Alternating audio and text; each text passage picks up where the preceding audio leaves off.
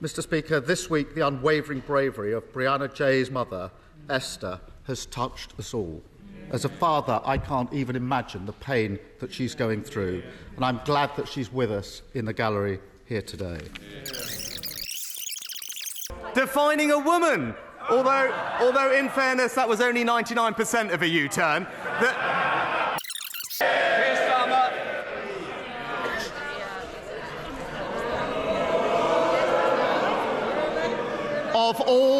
Of all the weeks to say that, when Brianna's mother is in this chamber, shame. The Prime Minister made no reference to any individual in his remarks yesterday. It was Keir Starmer who introduced the name of an individual.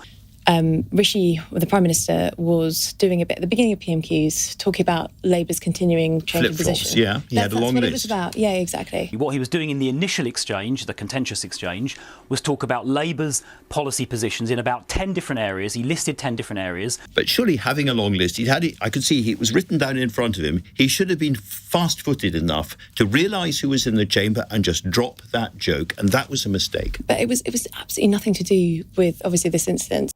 The issue that it is relevant to is the fact that trans people are being demonised and weaponised in this particular instance to attack the Labour leader. No, now, wait, no, let me stop you there.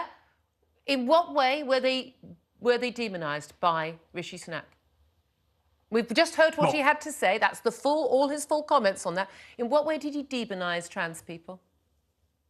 Well, he was making a point about Keir Starmer's stance on trans issues. Yes. At a time, at a day, when he was already previously informed that Esther, Brianna's mother, was going to be in the chamber. Her father, Richard Spooner, has just said that he thinks that Rishi Sunak should apologise. Surely he should.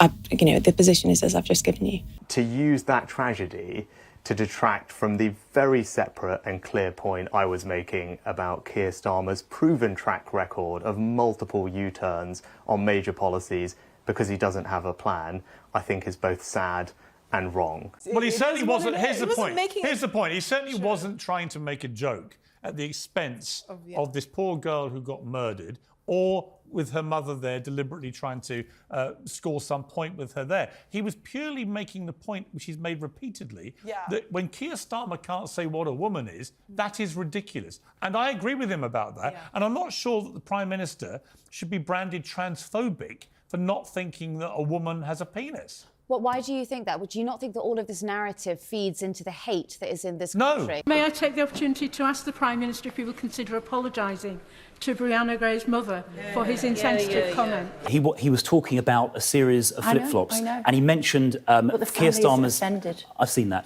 And he mentioned Keir Starmer's flip-flopping on the trans issues as one of many flip-flops. He didn't even come close to mentioning Brianna himself. It was Keir Starmer that introduced that.